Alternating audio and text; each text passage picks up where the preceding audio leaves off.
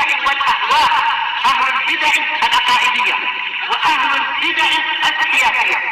نقول بيننا وبينكم السلف، بيننا وبينكم الكتب، كان فيقول البدع بيننا وبينكم.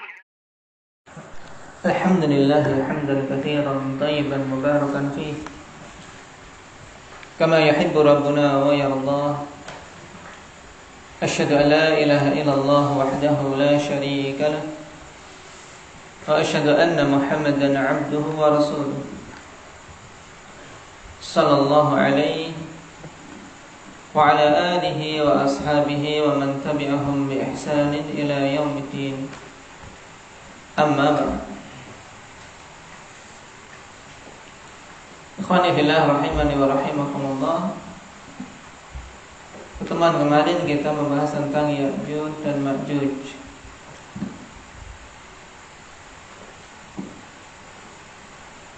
Dua kata ini adalah nama untuk siapa? Hendak ya Rifki.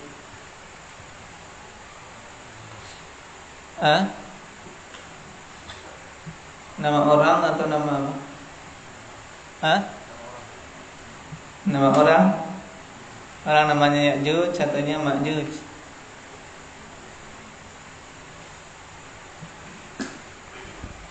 Nama apa kemarin? Apa?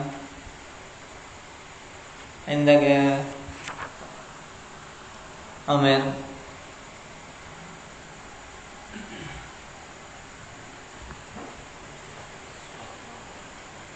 Nama qabilah. Nah, dua qabilah. Ya. Jadi Ya'juj dan Ma'juj itu dua qabilah. Qabilah dari anak keturunan Yafuz ibnu Nuh menurut apa yang dikuatkan oleh Al-Hafidz Ibnu Hajar rahimahullah ta'ala. Jadi bukan nama orang, tapi nama qabilah. Karena apa? Dari dua kabilah ini sangat banyak anggotanya. Dan mereka ini masih anak keturunan Adam sebagaimana kita semua. Taib. Dan keluarnya kapan? Dari urut-urutan keluarnya. Hendaknya Irbad. Setelah terbunuhnya Dajjal, yaitu setelah turunnya Nabi Isa alaihi salatu wassalam. Kemudian ada seruan bahwasanya Ya'juj dan Ma'juj telah keluar. Maka Nabi Isa bersama kaum mukminin diperintahkan untuk menyingkir ke Bukit Tur. Tayyib.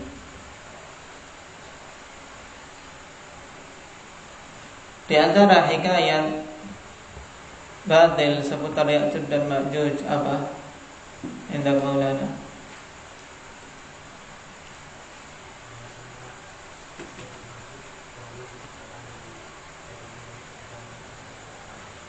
Bahwasanya Ya'juj dan Ma'juj tercipta dari air mani Nabi Adam yang bercampur dengan tanah, sehingga keluar kaum yang sangat mengerikan ini. Tayyib, ini hikayat yang batil. Hikayat yang lain apa kesana? Berhubungan dengan cerita Ya'juj dan Ma'juj.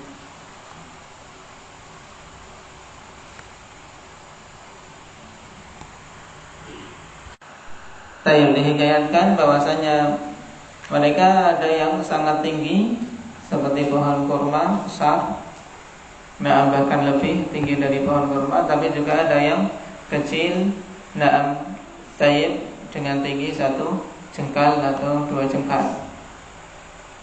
Ada yang memiliki telinga lebar sehingga bisa berlindung di dalam telinganya. Ini semuanya hikayat-hikayat yang tidak datang dalil padanya.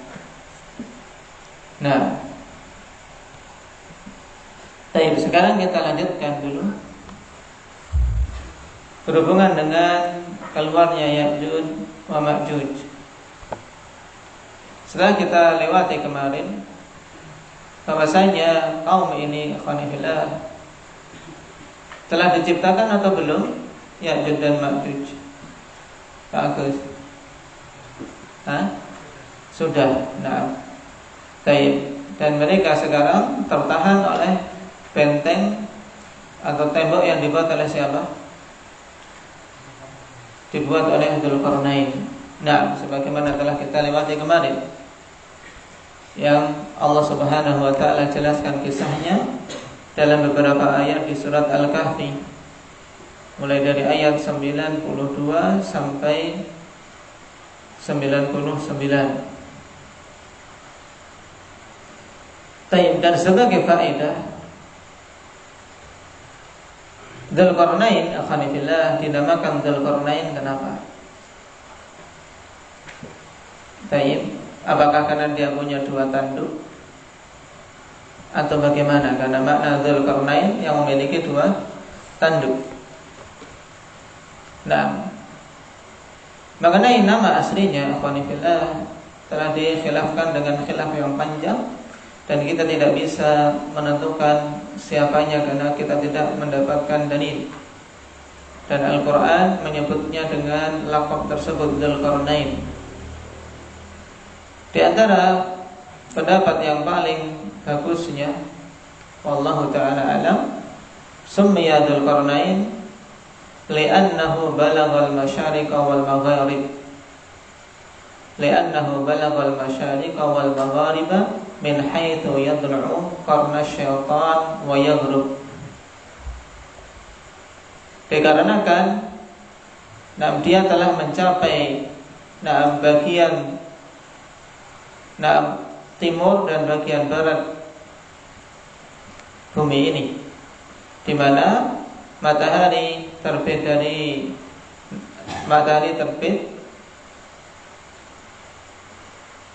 arah timur dan tenggelam, sehingga matahari kan terbit di antara dua tanduk syaitan.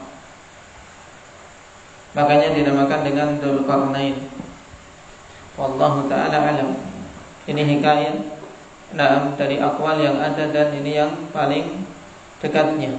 Adapun yang mengatakan karena dia memiliki dua tanduk, kita tidak mendapatkan dalil yang sahih tentangnya.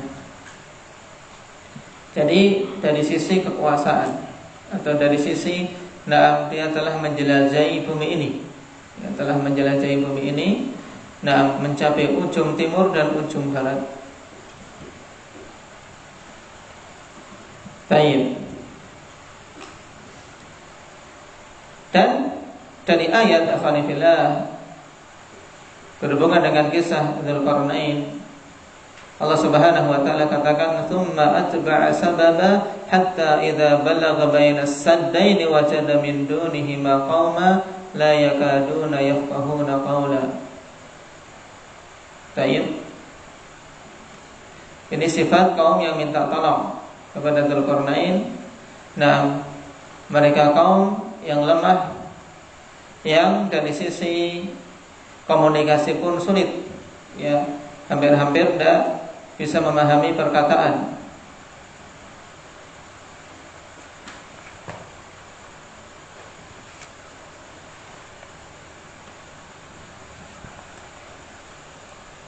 Dan keluarnya akhwanillah mereka,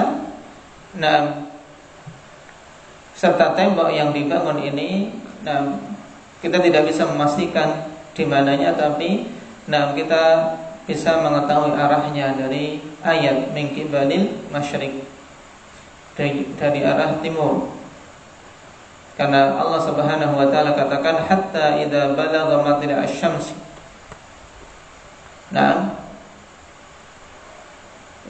Ketika telah sampai di ujung timur tempat terbitnya matahari.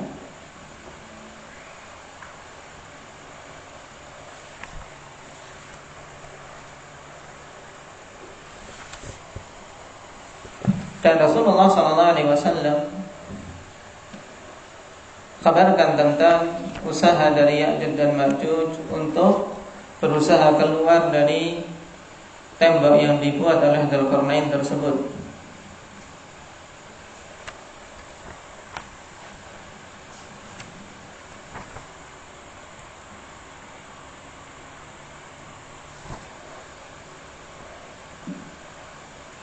dalam hadis yang dikeluarkan oleh Imam Bukhari dan Muslim dari Zainab bintu Jahsy radhiyallahu anha, bahwasanya Rasulullah sallallahu alaihi wasallam masuk menemui beliau, yaitu istrinya, dalam keadaan fazi', yaitu kondisi apa? Kondisi kaget, dipenuhi kecemasan.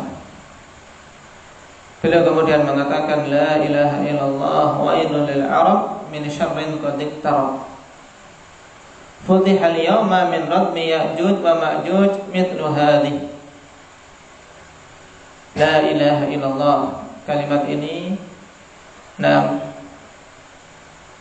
didatangkan atau diucapkan pada perkara-perkara yang besar. Hal-hal yang besar. Karena apa yang akan disampaikan adalah peristiwa besar yang mengkhawatirkan. Nabi mengatakan, wailul lil Arab, sungguh celaka bagi orang-orang Arab dari kejelekan yang semakin mendekat. Telah dibuka pada hari ini dari tembok yang mengungkung Ya'juj dan Ma'juj, mithlu hadhi, yaitu sebesar ini. Kemudian beliau halaqa isba'ihi al-ibham walladhi taliha, yaitu jempol dan yang setelahnya. Berarti membuat lingkaran dengan jempol dan jari telunjuk. Rasulullah SAW khabarkan tentang apa? Tentang terlubanginya tembok yang dibuat oleh Dzulqarnain. Dengan apa? Dengan besar, seperti lingkaran yang dibuat oleh dua jari ini, yaitu jari jempol dan telunjuk. Menunjukkan ikhwanillah, terlubanginya itu di zaman Nabi SAW, dan terus menerus mereka sampai sekarang mengusahakan untuk bisa melubangi semakin besar. Melubangi semakin besar sampai datang ketetapan Allah Subhanahu wa taala untuk mereka bisa keluar. Maka Zainab bintu Jahsy kemudian mengatakan, ya Rasulullah, anahliku wa fina salihun? Qala na'am idza kathural khabath. Wahai Rasulullah, apakah kita akan binasa dalam keadaan di tengah-tengah kami masih ada orang-orang saleh? Maka Nabi SAW mengatakan, iya, apabila telah banyak khabath, telah banyak keburukan, telah banyak perbuatan-perbuatan mungkar, baik itu syirik, bid'ah maupun maksiat. Hadits ini afanillah, padanya selain berhubungan dengan berita telah terlubanginya tembok Dzulqarnain yang menunjukkan semakin dekatnya waktu untuk keluarnya Ya'juj dan Ma'juj dibandingkan dengan zaman-zaman sebelumnya. Juga padanya faedah bahwasanya tersebarnya keburukan, tersebarnya syirikan, kemaksiatan, kebid'ahan di tengah-tengah orang-orang saleh ini menjadikan sebab bencana yang disamarata. Oleh karena itulah banyak-banyak kita memohon kepada Allah Subhanahu wa taala ampunan, memohon kepadanya perlindungan akanillah. Sungguh kita tidak merasa aman, tidak merasa aman dengan banyaknya maksiat yang terkadang diri kita saja kita akui terjatuh di dalamnya. Karena kita adalah hamba yang khata', yang banyak sekali melakukan kesalahan. Innakum tukhti'una bil-laili wan-nahar. Kata Allah Subhanahu wa taala, kalian senantiasa melakukan perbuatan-perbuatan yang salah di malam hari dan di siang hari. Makanya banyak-banyak istighfar. Di zaman Nabi SAW saja, Ummul Mukminin Zainab Bertanya, an ahliku wa fina salihun. Bahkan kita akan binasa dalam keadaan di tengah-tengah kami orang-orang saleh.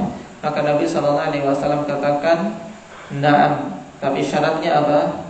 Yang kebinasaan itu bisa terwujud idza kathural khabath. Apabila sudah banyak khabath. Na'am. Orang-orang saleh akan ikut binasa, cuman mereka akan dibangkitkan sesuai dengan amalannya sendiri-sendiri.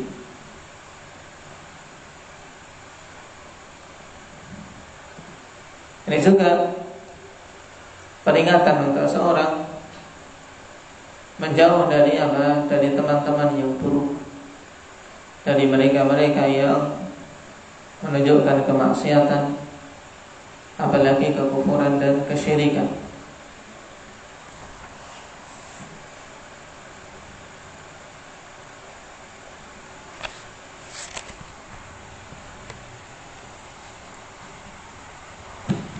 Kemudian setelah mereka keluar dan dengan usaha terus menerus untuk melubangi semakin besar, nah mereka keluar dalam waktu yang telah Allah tetapkan dalam jumlah yang banyak. Nah inilah poin yang berikutnya. Qala hal Ya'juj wa Ma'juj katsir. Apakah Ya'juj dan Ma'juj itu banyak? Wal jawab na'am. Yamla'una al-ardha. Mereka apa? Memenuhi bumi. Bagaimana tidak, alhamdulillah. Nah, 1000 orang dari 1000 orang 999 dari kalangan Ya'juj dan Ma'juj yang masuk ke neraka. Waliyadzubillah. Menunjukkan jumlah yang sangat banyak. Nah, kama fi hadits Nawas bin Sam'an radhiyallahu anhu at-tawil wa fihi wa yab'atsu Allahu Ya'juj wa Ma'juj wa hum min kulli hadabi yansilun fayamurru awailuhum ala buhairah tabariyah fayashrabuna ma fiha. Sebagaimana dalam hadits Nawas bin Sam'an yang panjang dan di dalamnya terdapat penjelasan tentang Ya'juj dan Ma'juj. Allah Subhanahu wa taala pun kirim Ya'juj dan Ma'juj setelah mereka diizinkan keluar dari tembok yang membatasi mereka dari dunia luar. Mereka pun keluar dengan cepat, nah, melalui lubang yang telah mereka buat. Fayamurru awailuhum ala buhairah tabariyah, sehingga rombongan yang awal dari mereka melewati laut Tabariyah, kemudian minum darinya, meminum air yang ada padanya. Wa yamurru akhiruhum fayaqulun laqad kana bihadhihi marratan ma. Dan rombongan yang di bagian akhir mengatakan, nah sungguh dulu, nah di tempat ini pernah ada air. Menunjukkan apa? Sudah kering kerontang, diminum oleh apa? Rombongan awal. Laut diminum. Menunjukkan jumlah yang sangat banyak. Wa yuhsaru Nabiyullah Isa wa ashabu.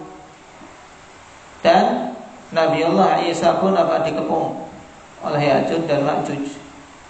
Ya mereka apa? Mereka mengumpul di mana letaknya? Indah Hanafi, di Bukit Tur. Taib, sebagaimana Allah Subhanahu wa taala perintahkan. Hatta yakuna ra'su thawri li ahadihim khairan min mi'ati dinarin li ahadikumul yawm.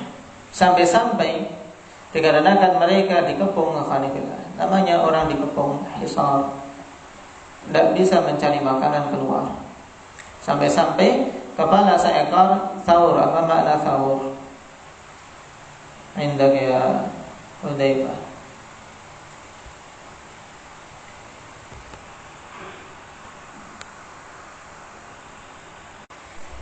Taib, sapi jantan. Sampai-sampai satu kepala sapi jantan bagi mereka itu lebih bagus daripada 1000 dinar. untuk salah seorang di antara kalian pada hari ini? 6, 100.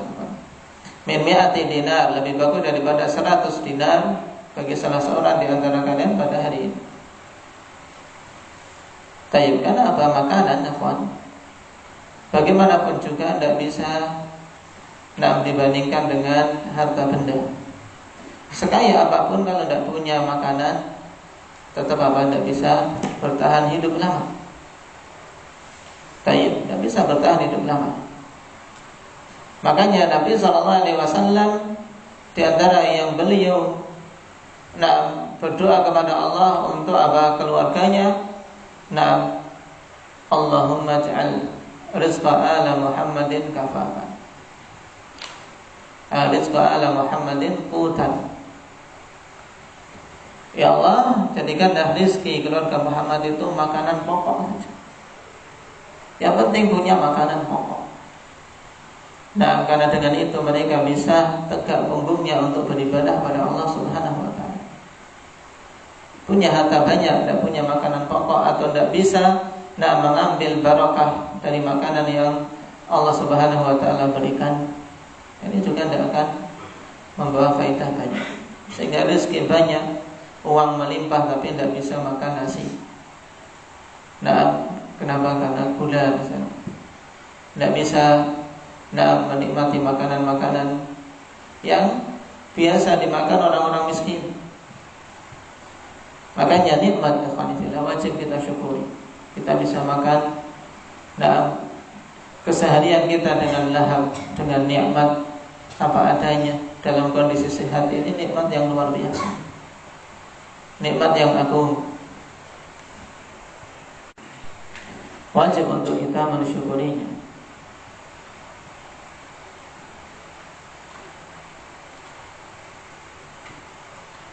Qala sallallahu alaihi wasallam,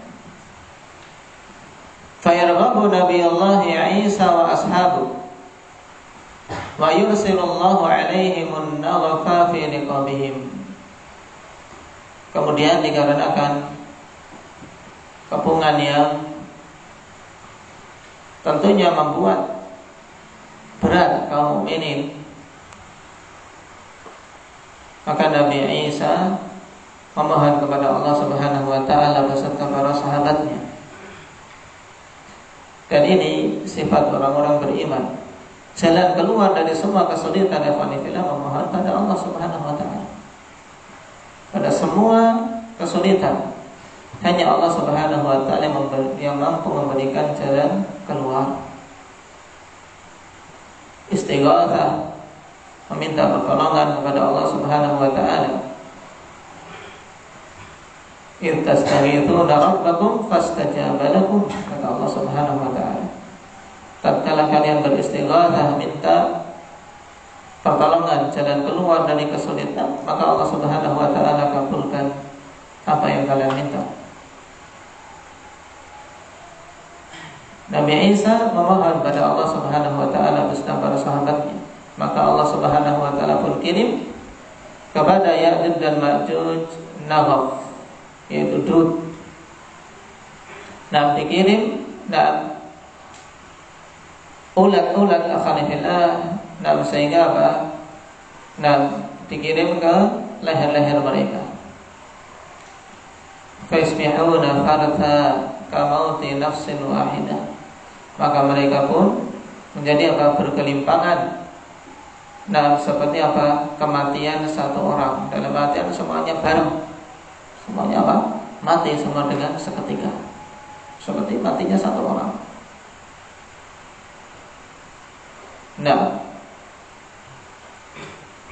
Innallaha ala kulli syai'in qadir. Allah Subhanahu wa ta'ala maha mampu atas segala sesuatu. Tidak sulit bagi Allah Subhanahu wa ta'ala. Sekuat apapun makhluk, sebanyak apapun mereka, Allah Subhanahu wa ta'ala maha mampu dan sangat mudah bagi Allah untuk membinasakannya. Di sini juga faedah besar, Pak. Dipilihnya melalat, dipilihnya ulat. Ulat. Taib. menjadikan mereka mati, padahal Ya'juj dan Ma'juj kaum yang kuat. Kemudian mati dengan sebab makhluk yang lemah. Tapi tatkala Allah yang mengirim menetapkannya, maka itu menjadi sebab kematian. Maka ini penting untuk kita ambil ibrah padanya. Kita ambil ibrah padanya. Sebagaimana pula hari-hari ini,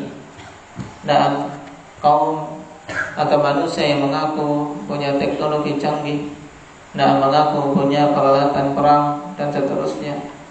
Jika Allah Subhanahu wa taala menginginkan hancur, mudah untuk dikirim makhluk yang kecil seperti virus ini.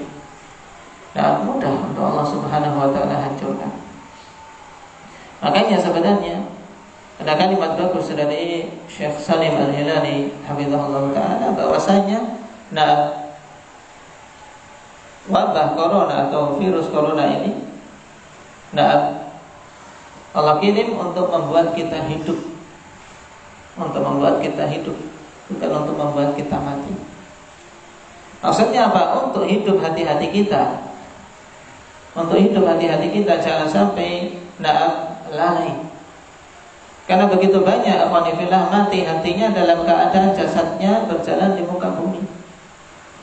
Makanya teguran dengan adanya wabah ini, dengan tersebarnya virus tersebut, itu seharusnya sebagai sarana untuk hati kita hidup. Hati kita hidup dari kelalaian, bangun dari tidur yang panjang, yang sebelumnya tidak teringat Allah Subhanahu wa taala, lalai dari zikir, lalai dari kematian. Karena banyak manusia akhwanillah yang lalai dari kematian, tapi ketika ada wabah ini ingat, ternyata mudah sekali untuk seorang mati dengan izin Allah Subhanahu wa taala. Makanya sebenarnya itu untuk bisa menjadikan hati-hati kita hidup. Dan siapa saja yang hidup hatinya, maka itu sudah merupakan alamat kebaikan. Alamat kebaikan. Kenapa? Karena tidak ada yang bermanfaat di hari kiamat kecuali hati-hati yang hidup, yang sehat seperti ini. Yauma la yanfa'u malun wala banun illa man atallaha biqalbin salim. Pada hari tidak bermanfaat anak-anak dan harta kecuali orang-orang yang datang kepada Allah dengan hati yang selamat, hati yang sehat, hati yang hidup, bukan hati yang mati. Maka jadikan ini sebagai penghidup, sebab hidupnya hati ini, sebab bangunnya hati ini, sebab sadarnya hati ini dari berbagai macam kelalaiannya. Yang biasa lalai dari zikir keluar rumah, hendaknya terbangun. Yang biasanya lalai dari zikir pagi dan petang, hendaknya sadar. Yang biasa tidak mengingat Allah Subhanahu wa taala untuk mengingatnya, bukan malah menjadikan jauh dari Allah Subhanahu wa taala. Maka kalau dengan adanya virus seperti ini hati kita pun masih tetap mati, maka ini musibah di atas musibah. Bahkan kita inilah yang menjadi wabah untuk bumi ini, yang menjadi sebab kerusakan. Sebab kerusakannya ya kita kalau kita tidak hidup hatinya dengan sebab adanya berbagai macam teguran dan bala tersebut. Kenapa? Karena ya kita yang membuat muka bumi yang Allah Subhanahu wa taala telah ciptakan ini menjadi rusak. Dhaharal fasadu fil barri wal bahri bima kasabat aydin nas. Nasallallahu al-afiyata wassalam. Qala thumma yahbitu nabiyullahi Isa wa ashabuhu ila al-ard. Fala yajiduna fil ardi mawdi'a shibrin illa mala'ahu zahamuhum wa natnuhum. Subhanallah. Setelah mati pun afanifillah bukan kemudian masalah berakhir. Belum berakhir permasalahan yang menimpa kaum mukminin. Kenapa? Kemudian Nabi Isa turun dari gunung Nah, beserta para sahabatnya ke dataran rendah. Maka mereka tidak mendapati permukaan bumi sejengkal pun, kecuali apa? Dipenuhi oleh apa? Mayat-mayat mereka yang bergelimpangan, berdesak-desakan. Jadi semua permukaan bumi ditutupi oleh mayat. Gimana dah? Bingung juga. Yang namanya mayat dengan bau yang ada, yang menjijikkan, ini menunjukkan jumlah yang sangat banyak, sampai permukaan bumi semuanya apa? Penuh dengan mayat. Nah, kemudian Nabi Isa berdoa kembali kepada Allah Subhanahu wa taala untuk apa? Diberi jalan keluar. Akhirnya Allah Subhanahu wa taala kirim burung untuk mengambil mayat-mayat tersebut dan dibuang di tempat yang Allah Subhanahu wa taala telah tetapkan. Sehingga bumi terbebas dari mayat itu, kemudian Allah kirim hujan untuk apa? Membilasnya. Dan setelah itu tumbuh tumbuhan dengan subur. Nah, sebagaimana dalam kelanjutan hadis Nawas bin Sam'an tersebut, fayursilullahu tayran ka'anaqil bukh fatahmiluhum fatatrahuhum haitsu sya'allah thumma yursilullahu mataran la yakunnu minhu baitu madarin wala wabar fayaghsilul arda hatta yatrukaha kazzalafah. Allah kirim burung, kemudian membawa mereka dan dilempar ke tempat yang Allah Subhanahu wa taala kehendaki. Kemudian Allah kirim hujan, sehingga apa? Bumi ini semuanya apa? Tercuci dengan air hujan tersebut sampai apa? Seperti zalafah, yaitu seperti sahara, yaitu padang pasir yang bersih. Jadi bersih sudah, thumma yuqalu lil ardi ambiti thamarataki waruddi barakatak. Dikatakan kepada bumi, tumbuhkanlah buah-buahanmu dan kembalikanlah keberkahanmu. Maka tumbuhlah di situ alhamdulillah, kemudian tumbuh-tumbuhan yang apa? Yang buah-buahannya sangat ranum, sampai-sampai alhamdulillah karena keberkahan yang Allah Subhanahu wa taala berikan, taqulul isabah minar rummanah. Tayyib, segolongan manusia mereka apa? Makan dari satu biji rumman. Satu biji apa rumman? Satu biji delima. Buah delima yang kita punya itu delima, tapi apa? Itu untuk satu orang saja tidak cukup. Ini satu biji delima untuk isabah. Kemudian wa istadilluna bi kihfiha. Kemudian mereka bisa apa? Berteduh di bawah. Setelah diambil dalamnya, alhamdulillah, tinggal kulitnya. Mereka bisa berteduh di kulitnya. Ini menunjukkan keberkahan yang luar biasa. Taib juga dari susu binatang-binatang. Satu kabilah alhamdulillah bisa minum dari susu seekor sapi. Menunjukkan barokah. Demikian kalau Allah Subhanahu wa taala kehendaki barokah ada pada suatu perkara, akan cukup untuk apa? Umat yang banyak. Makin yang kita minta kepada Allah Subhanahu wa taala barokah pada apa saja yang diberikan kepada kita, baik itu rezeki, baik itu ilmu, baik itu hafalan, baik itu anak, baik itu keluarga. Yang kita minta adalah keberkahannya kepada Allah Subhanahu wa taala. Baik. Barakallahu fikum. Nasallallahu azza wa jalla an yuwaffiqana lima